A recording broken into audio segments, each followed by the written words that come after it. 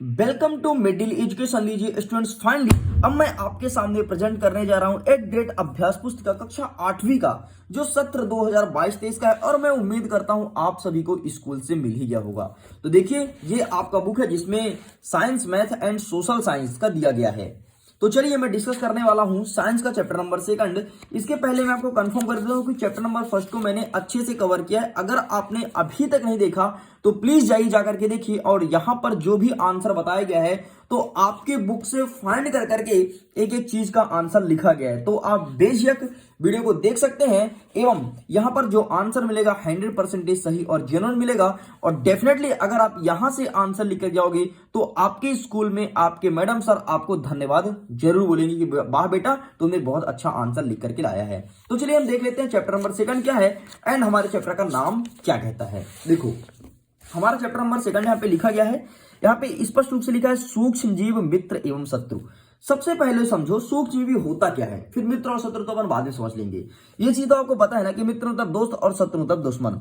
लेकिन सूक्ष्म जीव का मतलब वो होता है कि वे छोटे छोटे जीव जो हमें नग्न आंखों से या फिर ऐसे ही बिना चश्मा लगाए बिना कुछ किए आंखों में दिखाई नहीं देता, उसे हम सूक्ष्म जीव कहते हैं। आपके मन में प्रश्न उठेगा कि सर फिर हम इसको किससे देखेंगे, तो इसको देखने के लिए आपको माइक्रोस्कोप चाहिए, उसके थ्रू आप सूक्ष्म को देख सकते हो। ये चीज तो समझ गए। अब मित्र एवं शत्रु कैसे, सिंपल सा, सूक्ष्म का मतलब ऐसा समझो कि छोटे छोटे कीड़े, लेकिन कुछ वही कीड़े हमारे मित्र होते हैं और कुछ वही कीड़े हमारे शत्रु होते हैं। उन्हीं कीड़े को खाने से आपको फायदा करता है, लेकिन उन्हीं कीड़े को खाते तो नुकसान करता है। कैसे करता है, चैप्टर में जैसे जैसे क्वेश्चंस आएंगे तो मैं आपको एक एक चीज बहुत अच्छे से समझाते जाऊंगा। देखो, हमारा प्रश्न क्रमांक 1 कह रहा है जंतुओं तथा पौधों में सूक्ष्म जीव द्वारा होने वाले दो दो रोग का नाम बताओ। देखो, अब रोग पूछा है, इसका मतलब शत्रु के बारे में बात कर रहा है। मित्र के बारे में आगे हम बात करेंगे इसी पाठ में, लेकिन यहां पर शत्रु के बारे में बात कर रहा है। तो जंतुओं तथा पौधे में होने वाले सूक्ष्म जीव जीवाणु, कवक और वायरस हैं। यही तीनों है, जीवाणु, कवक और वायरस, जो व्यक्ति को भी नुकसान पहुंचाते हैं और पेड़ पौधे को भी नुकसान पहुंचाते हैं। जैसे अभी आपने देखा होगी कोविड-19 फैला था। कोविड-19 कोरोना वायरस, नाम से स्पष्ट है, वायरस मतलब वो हमारे शत्रु थे, इसलिए बहुत से लोग मारे गए थे। अगर वही मित्र होते ना तो हमको और हमारे शरीर को फायदा करता, बल्कि हमारी मृत्यु ना होती। इस बात को ध्यान रखना, ठीक है। आगे देखते हैं प्रश्न क्रमांक 2। ये चित्र किसका, सिंपल से ही पूछा गया है। तो ये चित्र देख लो, राइजोपस का है, ठीक है, और ये किस वर्ग में आता है, तो एक कवक में आता है। बस इतना लिख करके आपको कंप्लीट करना है। तो प्लीज आप इसका भी स्क्रीनशॉट ले लो। देखो, जब समझाने का एक एक चीज स्टेप स्टार्ट होगा ना तो आपको बहुत अच्छे समझाएगा, टेंशन बिल्कुल ही मत लो। वीडियो में एंड तक बने रहो, डेफिनेटली बोल रहा हूं। वीडियो एंड होगा ना, एंड होते होते आपको बहुत अच्छा नॉलेज मिलने वाला है। चलो आगे देख लेते हैं प्रश्न क्रमांक 3। अब तो आपने सूक्ष्म जीव को समझ गया। अब देखो, जब आपके शरीर में सूक्ष्म जीव प्रवेश कर लेते हैं तो उसके लिए आप क्या करते हैं, आप प्रतिजैवी लेते हैं। इसको इंग्लिश में एंटीबायोटिक भी बोलते हैं। अरे वही यार, जो इंजेक्शन आपके शरीर में लगता है उसी को प्रतिजैवी कहते हैं। तो अभी डॉक्टर पकड़ के और आपको छेद देता है, छेदना मतलब आपके लगा देता है, वो छेदता नहीं है ना। तो डॉक्टर पकड़ के आपको छेद दिया, घुसेड़ दिया आपके शरीर में, फिर अरे बाप रे मम्मी इंजेक्शन दर्द कर रहा है, ये वाली कहानी होती है, उसी को कहते हैं प्रतिजैवी। लेकिन सभी इंजेक्शन को प्रतिजैवी नहीं कहती, इस बात को ध्यान रखना। अभी कोरोना वायरस का टीका लग रहा था ना, आप सब ने स्कूल में लगवाया होगा। तो कोरोना वायरस का जो टीका था वो प्रतिजैवी था, वो था एंटीबायोटिक। तो अब देखो, जब इस चैप्टर को अच्छे से पढ़ लोगे ना तो कोरोना वायरस के बारे में तो आपको हर एक चीज पता चल जाएगा। यहां पर मिडिल एजुकेशन आपको बता देगा। तो प्रश्न कह रहा है प्रतिजैवी का उपयोग करते समय क्या क्या सावधानी रखनी चाहिए। सबसे पहले, यहां पर अभी आंसर मत देखो, सबसे पहले सुन लो। सबसे पहले, बिना डॉक्टर के सलाह के हमको कभी भी प्रतिजैवी नहीं लेना चाहिए। प्रतिजैवी मतलब वो नहीं कि गोली ना ले, गोली आप खाओ लेकिन प्रतिजैवी कभी मत लो। दूसरी बात ध्यान रखना, अगर हमने प्रतिजैवी ले लिया है और जब हम कभी बीमार होंगे तो हमारे शरीर में अगर दोबारा प्रतिजैवी लेंगे तो काम नहीं करेगा। क्यों, क्योंकि आपने पहले ही ले लिया, बिना रोग का ही ले लिया प्रतिजैवी। इसलिए कहता है डॉक्टर का जब सलाह हो तभी प्रतिजैवी का उपयोग करें। दूसरा नंबर, यही चीज लिखा है, जब आवश्यक हो तभी प्रतिजैवी का उपयोग करें। जैसे कि मैंने अभी आपको समझाया कि अगर आप अनावश्यक रूप से ले लोगे और जब आप बीमार पड़ोगे ना तो आपके शरीर में काम नहीं करेगा, फिर लगवाते रहो 50 इंजेक्शन, कुछ नहीं होना, इसमें तेरा घाटा, डॉक्टर का कुछ नहीं जाता। डॉक्टर को तो पैसा मिल रहा है ना, वो तो आपको 25 इंजेक्शन ठोस देगा, 60 ठोस देगा, लेकिन आपको फायदा नहीं करेगा। क्यों, क्योंकि आपने फालतू में भी पहले ले लिया था। इसलिए जब जरूरत हो तभी लेना है आपको प्रतिजैवी।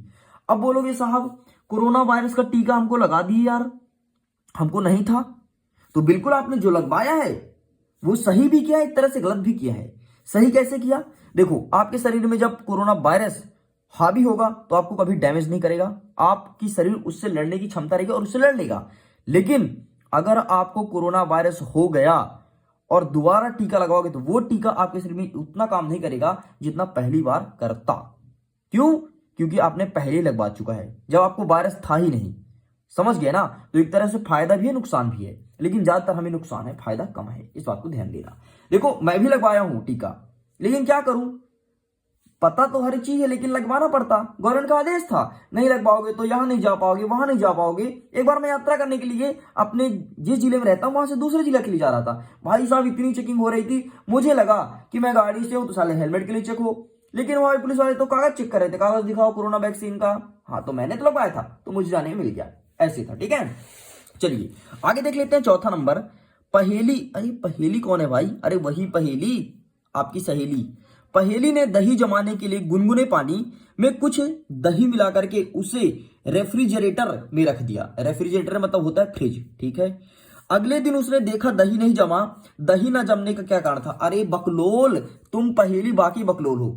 एक बात बताओ, गुनगुने पानी में दूध में दही डाल करके और फ्रिज में रखोगे तो कभी जमेगा? अब बोलोगे अच्छा सर क्यों नहीं जमेगा? अरे पहेली पगलोल थी। देखो, उसमें जो सूक्ष्म जीव है वो ज्यादा मात्रा में नहीं पनप पाएंगे मेरे दोस्त, इसलिए कैसे जमेगा? दही आपका क्यों जमता है पता है आपको? दही में कीड़े लग जाते हैं, लेकिन वे कीड़े जो हमारे मित्र होते हैं, समझ गए ना? इसलिए हम दही खाते हैं तो हमें नुकसान नहीं करता है। तो दही में भी होते हैं सूक्ष्म जीव, लेकिन वो सूक्ष्म जीव हमें फायदा करते हैं। तो पहेली बड़ी पगली थी। पहेली ने क्या की कि उसे रेफ्रिजरेटर में रख दी, वो रेफ्रिजरेटर में रख दी ना, इसीलिए उसमें सूक्ष्म जीव में वृद्धि नहीं हुआ और उसका दही नहीं जमा। इसीलिए कभी आप भी दही जमाना, आपके घर में मम्मी दही जमाए तो मम्मी बता देना, मम्मी फ्रिज में मत रखियो, नहीं तो दही नहीं जमना, फिर मुझे मत बोलना। फिर आप बन जाओगे बड़े साइंटिस्ट, अरे बाप रे लड़का इतना जानता है यार, देख लो क्या बता दिया, भविष्यवाणी कर देना। तथास्तु, आज मैं बोल रहा हूं मम्मी, आप फ्रिज में रख दोगे तो आपका दही नहीं जमेगा, लो मैंने आशीर्वाद दिया। फिर तुमने बोला थोड़ी देर बाद, मम्मी जाओ उसको निकाल दो तो आपका दही जम जाएगा। फिर बताना कहानी क्या है। देखो, साइंस ही जादू है भाई, कुछ जादू वादू नहीं होता। ठीक है, आगे देखते हैं। 5वां नंबर, मित्रवत सूक्ष्मजीव क्या होते हैं? देखो, वही प्रश्न पूछ लिया। मित्रवत, जो हमारे कार्यों में उपयोगी होते हैं, फिर मदद करते हैं, उसे मित्र कहते हैं। भाई मित्र कौन होता है? आपका मित्र कौन है? जब कोई आप कार्य कर रहे हो तो उसको कार्य करने में मदद करिए। आपका मित्र वही है जो मिडिल एजुकेशन में वीडियो शेयर किया है, जिसके थ्रू आपने वीडियो पाया कि लो भाई मिडिल एजुकेशन में वीडियो देखो, आपको यहां पर आंसर लिखित दिखाएगा नहीं बल्कि एक चीज समझाएगा भी, वही तो आपका मित्र है ना। लेकिन जो लिंक शेयर नहीं करता वो कभी मित्र हो सकता है? सोचो जरा, सोचो, वो कभी मित्र हो सकता है? वो अपना अपना पढ़ लिया चुपके चुपके से, अरे मुझे तो वीडियो मिल गया, मुझे एक चीज समझ में आ गया, मैं तो पढ़ लिया, लेकिन मुझे शेयर नहीं करना, वो कैसे मित्र होगा? ठीक है, तो वैसे मित्र वे होते हैं जो आपके कार्य में उपयोगी होते हैं। आगे लिखा है, इनके उपयोगों की सूची बनाओ। अब उपयोग में सूची लाना किस प्रकार से मित्र कार्य करते हैं। ठीक है, तो आंसर आप लिखेंगे, वे सूक्ष्मजीव जो विभिन्न कार्यों में उपयोग में लाए जाते हैं मित्र सूक्ष्मजीव कहलाते हैं। जो विभिन्न कार्यों में उपयोग में आते हैं, हमें ठीक करने में, हमको मारने में नहीं। ठीक समझ गए ना? ऑप्शन यहाँ पर उपयोग देखो, दही बनाने में भी सूक्ष्मजीव होते हैं लेकिन मित्र होते हैं। ब्रेड, अरे जो वही ब्रेड जो चाय में डुबो डुबो बड़े प्यार से खाते हो, क्या ब्रेड लगा, वही ब्रेड भैया, ये ईस्ट से बनता है, आपको पता है। लेकिन ईस्ट ये फायदा करता है, पता चले बहुत लोग ब्रेड खाना छोड़ दें। हाँ सच में ईस्ट होता है, अगर आप सूप जर्सी देखोगे ना तो छी छी छी छी ये ब्रेड खाना छोड़ दोगे, सच बता रहा हूं। इसीलिए भगवान ने हमारी आंखें ऐसी बनाई है कि हम बहुत सारे सूक्ष्म जीव को देख ही ना पाए, ताकि ब्रेड दबा के खा लें, नहीं तो ब्रेड खाना छोड़ दोगे। मजाक नहीं कर रहा। केक जो बड़े बर्थडे में ले आते हो, हैप्पी बर्थडे टू यू, मैंने तुम्हारे लिए केक लाया, तुमने काटो और खाओ, और उसी केक को अगर सूक्ष्म से देख लोगे ना तो केक फेंक के ऐसे भागोगे, क्या बताएं, सीधे मुंह धोलोगे, जो मुंह गाल में लगाते हो केक तो भाग जाओगे। ठीक है, आदमी इसका यूज किया जाता है लेकिन मित्रता का यूज करते हैं। आगे देखते हैं नेक्स्ट 6वां नंबर, वैक्सीन मतलब टीका, जो कोविड-19 ने खूब लगवाए हो और हमारे देश में खूब लोग लगवाए हैं। तो टीका हमारे शरीर में किस प्रकार कार्य करती है? देखो क्या होता है, समझना कहानी को। टीका सिंपल सा कुछ नहीं होता। जो नए रोग आते हैं ना उसको लड़ने के लिए जो पहले से लगा देते हैं इंजेक्शन हमारे शरीर में, उसे हम टीका कहते हैं। नहीं आना समझिए, मुझे पता है, आसान भाषा में समझो। देखो, जब कोई नए रोग हमारे शरीर में प्रवेश करता है तो हमारे शरीर की क्षमता नहीं होती कि उससे लड़ सके। हमारे शरीर में भी सूक्ष्म जीव होते हैं, लेकिन वो हमारे शरीर को मदद करते हैं, और जो बाहर से एंट्री करते हैं वो नुकसान करते हैं। जैसे ये मेरा हाथ है, यहाँ पे कट लग गया, ठीक है, यहाँ पे कट गया, पूरा ब्लीडिंग होने लगा, तो जितने भी हमारे शरीर के सूक्ष्म जीव है ना, तुरंत यहाँ पे जमे हो जाएंगे एकदम कोने कोने में चारों तरफ। क्यों? क्योंकि बाहर से कोई ना आई। और सपोज करो कि इसमें जंग खुला लगा इस नोके में, ठीक है, और नोक से मैंने ऐसे छिल गया, अरे बाप रे, सच में छिल गया, छिला तो नहीं है लेकिन पेन चल गया, ठीक है। सपोज करो ये कट गया, ठीक है, तो इसमें जंग लगा था, तो जितने बैक्टीरिया वायरस थे तुरंत हमारे शरीर के अंदर ये भी घुसने का प्रयास करेंगे और हमारे शरीर से दौड़ दौड़ के आएंगे। अरे वो होता है ना गुंडाई वाला, अरे भाई चल यार वहां पे कट गया, तो तुरंत एक दूसरे को लगा, अरे भाई चल चल यहाँ पे लगना है, और चारों तरफ लग जाएंगे। इस प्रकार से मैं समझा देता हूँ, थोड़ी आपको समझाने के लिए अपने हाथ में पेन तो चला ही सकता हूँ यार, ठीक है जी। ये देखो यहाँ पे लग गए पूरी, बुला लाएंगे। अरे वो होता है ना कि लड़ाई वड़ाई हो तो अरे भाई चल यार पप्पू ये को मार दिया, चल चल चल, तो 50 लोग आ जाते हैं, तो वैसे ही 100 लोग इधर आके लग जाएंगे, और जो बाहर जाएंगे वो तो जाएंगे ही, वे अंदर जाने का प्रयास करेंगे ही, तो फिर यहाँ पर होगी लड़ाई, यहाँ पे छिड़ेगी जंग, लेकिन वो जंग हमको दिखाई नहीं देती, ठीक है। यहाँ पे छिड़ेगी जंग। अगर बाहर वाला मजबूत हुआ तो हमारे शरीर में घुस जाएगा, नहीं तो हमारे शरीर का प्रत्यय भी इसी को यहाँ पे मार करके दफना देगा और नष्ट कर देगा, और जो खून के साथ सीरम बहता है, देखिए पानी टाइप से बहता है, उसके थ्रू बाहर फेंक देगा। ये कहानी है बेटा, समझ गए। अब भैया इसे मिटा लेते हैं, नहीं तो घर वाले बोलेंगे इसके यहाँ पे क्या हो गया। चलो आगे देख लेते हैं। नेक्स्ट क्या, इसी का आंसर आप कैसे लिखेंगे समझो। जब रोग कारक सूक्ष्मजीव हमारे शरीर में प्रवेश करते हैं, देखो मैंने भी बोला ना कैसे करते हैं, तो उनसे लड़ने के लिए हमारा शरीर प्रतिरक्षा उत्पन्न करता है। देख लो, मैंने आपसे पहले ही बोला कि बुला लाएं गुंडा, अरे आजा आजा भाई, आजा आजा, बाहर से कट गया, ठीक है। और शरीर में यह बताता है कि अगर वही सूक्ष्मजीव आपके शरीर में पुनः प्रवेश करे तो कैसे लड़ा जाए। ये वैक्सीन कार्य करता है। जो नए आते हैं, जो हावी होते हैं, जो शरीर में घुस जाते हैं, उसके लिए फिर हम बाहर से वैक्सीन देते हैं। वैक्सीन मतलब जो हमारे यहाँ 50 गुंडे आए थे ना, उसी को हम ताकत देंगे। अरे बे यार तेरे को मार दिया भाई, तू उसको बना के पीट, बना के पेलिए वो पाइए, तो ठीक है, तो उसको हम ताकत देंगे। ताकत कैसे देंगे? टीका लगा करके। फिर वो इसी को मारेगा जो इसी से अंदर घुसा था, उसको ये कुटाई करेगा, पकड़ के उसके थुथुना में मारेगा। समझ गए ना? तो बस ऐसे आपको आंसर करना है। चलिए आगे देख लेते हैं। नेक्स्ट हमारा 7वां नंबर कहता है, फिर पहेली आ गई, वही पहेली पगली जो फ्रिज में रखी थी दही को। पहेली ने आधा किलो आटा लेकर के उसने थोड़ी चीनी डाल करके एक गर्म जल मिला दिया, ठीक है। पहेली आटा ली, शक्कर डाली और गर्म पानी डाल दी, तथा एक चुटकी ईस्ट पाउडर मिला करके गूंथ लिया। ईस्ट पाउडर मतलब समझ गए ना, वही आटा को खराब करने के लिए। लेकिन ये मित्र वाले हैं। आगे देखो, 2 घंटे पश्चात उसने देखा कि आटा फूल गया। पहेली निम्नलिखित में से उत्तर देने में मदद कीजिए। देखो समझो क्या हुआ था। पहेली थी, आटा ली, शक्कर डाली, गर्म पानी डाली और ईस्ट पाउडर डाल करके रख दी। 2 घंटे बाद देखी कि उसका आटा पहले ऐसे था, फिर ऐसे उठ गया। अरे ऐसे नहीं, ऐसे उठ गया उसका आटा। ऐसा क्यों हुआ, क्या रीजन था, ये पूछा गया है। पहला नंबर कहता है, आटा के फूलने में ईस्ट किस प्रकार सहायक है। तो आपको सिंपल सीखना है कि ईस्ट श्वसन के दौरान CO2 मतलब कार्बन डाइऑक्साइड उत्पादित करते हैं और आटा फूल जाता है। कुछ ज्यादा नया नहीं होता। ईस्ट जैसे डालते हो वो कार्बन डाइऑक्साइड बना लेते हैं और वो आटा आपका फूल जाता है। फिर आपका बनता है बड़े प्यार सी इडली, आहा, डोसा, आहा, और ब्रेड, ये सब इसी से बनता है बेटा। समझ गए? आगे देखो, सेकंड नंबर, ईस्ट का उपयोग किस उद्योग में किया जाता है। तो बेकिंग उद्योग। बेकिंग मतलब वही जो खाने में काम आता है, बड़े प्यार से खाते हैं, ब्रेड, पेस्ट, आहा, क्या पेस्टी मिल जाए, मजा आ जाए, ठीक है, वही पेस्टी बात कर रहा है। आगे देखो, क्या इडली और डोसा बनाने में ईस्ट का उपयोग होता है। तो हाँ भाई, इडली और डोसा बनाने में ईस्ट का उपयोग किया जाता है। अब जान लो, पहले आटा को सड़ाते हो, सड़ा करके उसमें कीड़े उत्पन्न करते हो, तब बनता जाके इडली और डोसा। आपके घर में बनता होगा, आप खाते ही होगे। बहुत सारे स्टूडेंट्स का फेवरेट भी होगा। किस किस स्टूडेंट्स का फेवरेट है कमेंट सेक्शन में जरूर लिखें। मुझे भी अच्छा लगता है डोसा खाने में। इडली तो कुछ खास नहीं, लेकिन डोसा मिल जाए, अरे बाप रे, मजा ही आ जाए यार। क्या आलू लपेट के देता है भाई, है ना, तो बहुत अच्छा लगता है। तो कमेंट सेक्शन में लिखना डोसा किसका किसका फेवरेट है। आगे देख लेते हैं प्रश्न क्रमांक 8, साधारण नमक को परिरक्षण के रूप में उपयोग करते हैं क्यों। अब देखो, परिरक्षण का मतलब क्या होता है। परिरक्षण का मतलब होता है रक्षा करना। जो साधारण नमक होता है वही नमक, डर्रा वाला हो गया, कहीं पिसा वाला हो गया, जो सब्जी में डालते हो, उसी नमक की बात कर रहा है। तो देखो, जब कभी जीवाणु में वृद्धि हो ना, कोई चीज के जीवाणु फैले, उसमें नमक डाल दो, नमक तोड़ देगा, मार देगा उनको, आगे पनपने ही ना देगा। ऐसा क्यों? नमक इतना खारा होता है कि वो जीवाणु नमक खाने जाएगा, सोचेगा यार कुछ आ गया कुछ आ गया, तुरंत दौड़ेंगे सब नमक खाने, और जैसे नमक खाएंगे तो नमक खा करके डुक से मर जाएंगे वहीं पे। फिर उसकी मम्मी ने क्या है, मेरा लल्ला मर गया, मेरा लल्ला क्या खा के मर गया, वो मम्मी आएगी चेक करने, वो भी खाएगी, मम्मी भी गई। इस प्रकार से पूरे के पूरे जीवाणु नष्ट हो जाएंगे। समझ गए? तो इसका आंसर आप क्या लिखेंगे? जीवाणु की वृद्धि रोकने के लिए साधारण नमक को परिरक्षण के रूप में उपयोग करते हैं। सिंपल सा आपको इतना लिखना है। तो यहां पे पूछा ना क्यों करते हैं, तो जीवाणु की वृद्धि में रोकने के लिए। खत्म। आगे देख लेते हैं नेक्स्ट। बहुत ही प्यारा क्वेश्चन है, बहुत ही दमदार क्वेश्चन है, और बहुत बार ये प्रश्न पूछा गया है आपके वार्षिक परीक्षा में। प्रश्न कह रहा है कि नाइट्रोजन चक्र को आरेख द्वारा प्रदर्शित कीजिए। सबसे पहले आप आरेख देख लो, यहां पर तो मैं नहीं लिखा हूं क्योंकि मैं सोचा इसको बुक से ही दिखाऊंगा तभी मजा आएगा। तो प्लीज सबसे पहले इसका स्क्रीनशॉट लो, फिर मैं समझाता हूं आपको नाइट्रोजन स्थिरीकरण, नाइट्रोजन चक्र होता क्या है। ले ली स्क्रीनशॉट? अच्छा शेयर तो कर दो यार, वीडियो को शेयर कर दो अगर मजा आ जाए। और देखो ना लाइक्स कितने कम दिख रहे हैं। चलो फटाफट लाइक मार दो, शेयर कर दो, फिर मैं इसको समझाऊं आपको नाइट्रोजन स्थिरीकरण। मैं सब देख रहा हूं आप लोग की हरकतें, इतने इंटेलिजेंट होने के बावजूद भी शेयर नहीं कर रहे हैं, बहुत गलत बात है।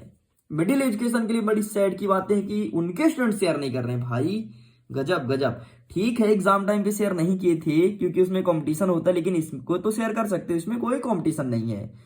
बहुत सारे स्टूडेंट्स अलग अलग स्कूल के होंगे, लेकिन डेफिनेटली आप अपने स्कूल में, डेफिनेटली बोल रहा हूं आपकी तारीफ होगी अगर आप यहां से आंसर्स लिखोगे तो। ओके, तो इसका स्क्रीनशॉट ले लिए। अब देखो नाइट्रोजन स्थिरीकरण होता क्या है, इसको मैं साइड कर दूं। अच्छा साइड नहीं रहने देता हूं, मजा आएगा। देखो आप सभी को पता है ना कि हमारे पूरे पृथ्वी में 78% नाइट्रोजन है, लेकिन आपको यह भी पता होना चाहिए कि नाइट्रोजन का उपयोग सीधे तौर पर ना तो हम कर पाते ना तो पेड़ पौधे। नहीं आना समझ में कैसे? अरे भैया जैसे देखो ऑक्सीजन 21% है, 21% ऑक्सीजन है। ऑक्सीजन का उपयोग हम सीधे कर लेते हैं, हमारा नकुआ है, दो ठो बड़े बड़े होल हैं, उसके थ्रू हम सांस लेते हैं, सीधे ऑक्सीजन हमारे गया फेफड़े के अंदर। लेकिन इस प्रकार से नाइट्रोजन का उपयोग नहीं कर पाते हैं। आपको ये चीज नहीं पता रहा होगा, और जिसको पता था कमेंट सेक्शन में जरूर बताना मुझे कि सर मुझे पहले से पता था। तो फिर अब आपके मन में प्रश्न उठेगा, फिर सर हम उसका उपयोग कैसे करते हैं?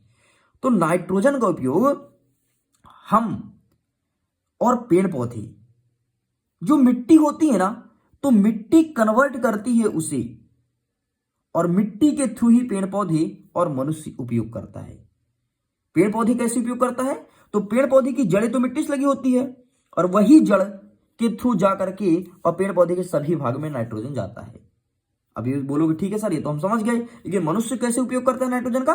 तो मनुष्य कैसे करता है? तो मनुष्य जो अनाज खाता है, आपका चावल हो गया, गेहूं हो गया, दाल हो गया, तो भाई इनकी जड़ तो मिट्टी में होती है, और पौधे ही तो नाइट्रोजन का उपयोग करते हैं, और फिर उसी पौधे को हम खा लेते हैं। तो इस प्रकार से मनुष्य यूज करते हैं। मतलब हम डायरेक्ट नाइट्रोजन का यूज नहीं करते, इनडायरेक्ट यूज करते हैं। आप किसी से पूछ लेना प्रश्न कि ऐसा कौन सा गैस है जिसका हम डायरेक्ट यूज नहीं करते बल्कि इनडायरेक्ट तरीके से यूज करते हैं? इसका आंसर होगा नाइट्रोजन। इसीलिए इसे बोलते हैं नाइट्रोजन का स्थिरीकरण, और इसीलिए यहां पर जो चित्रण है नाइट्रोजन का चक्र का चित्रण है। अब इस चित्र को बना लेना, मैं आपको आसान भाषा में समझा दिया कि कैसे नाइट्रोजन का यूज करते हैं। चलिए इसे मैं साइड करता हूं, देखते हैं नेक्स्ट क्वेश्चन हमारा क्या कह रहा है। नेक्स्ट क्वेश्चन नंबर 10वां कह रहा है कि मनुष्य में सूक्ष्म जीव के द्वारा होने वाले सामान्य रोग, रोगजनक सूक्ष्मजीव और रोग से बचने के तालिका को सूचीबद्ध करना है, फिर तालिका बनाना है। सिंपल सा। तो एक साइड आपको सामान्य रोग लिखना है, एक साइड लिखना है कि रोगजनक सूक्ष्मजीव और बचने के उपाय। तो देखो मैंने यहां पर 3 ब्लॉक बना लिया। यहां पर मानव रोग, रोगजनक सूक्ष्मजीव और बचाव के उपाय। यहां पर आप रोग लिख दो सिंपल सा, क्षय रोग, खसरा, चिकन पॉक्स, पोलियो। जो क्षय रोग होता है वो जीवाणु से होता है, खसरा और चिकन पॉक्स और पोलियो ये सब वायरस से होता है। अरे ये पता है कौन सा खसरा है? ये वो वाला नक्शा खसरा नहीं जमीन का है, विवादित है जमीन नक्शा खसरा। खसरा एक रोग है बेटा, और ये सब वायरस है। और आपको एक चीज बता देता हूं, जितने भी चीज वायरस है ना उससे दूर रहना चाहिए। जैसे कोविड-19 कोरोना आपका वायरस था, उससे दूर रहना चाहिए। इसीलिए सरकार का स्लोगन चल रहा था 2 गज दूरी, मास्क है जरूरी। मतलब जिसको कोरोना है उससे दूर रहो। इसीलिए जिसको कोरोना होता था उसे क्वारंटाइन करते थे कि तुम घर में अकेले पड़े रहो। इसके अलावा एक चीज और मैं आपको बता देता हूं, जो सर्दी जुकाम होता है ना वो भी वायरस है। आप यकीन नहीं मानोगे, जिसको सर्दी जुकाम है उसके साथ आप एक दिन सो लेना, उसी के बिस्तर में जो चादर वो ओढ़ के सोता है उसी को ओढ़ करके सोना। डेफिनेटली बोल रहा हूं, कल आपको सर्दी हो जाएगी, कल आपको सर्दी हो जाएगी। सपोज करो आपकी मम्मी को सर्दी है और आप मम्मी जी के साथ सो जाओगे तो डेफिनेटली आपको सर्दी होगी। इसीलिए जिस व्यक्ति को सर्दी जुकाम हो उसको अलग से बेड दें, अलग से उसको बेडशीट दें, अलग से सोने के लिए उसको कहें, क्योंकि वो एक वायरस है। समझ गए?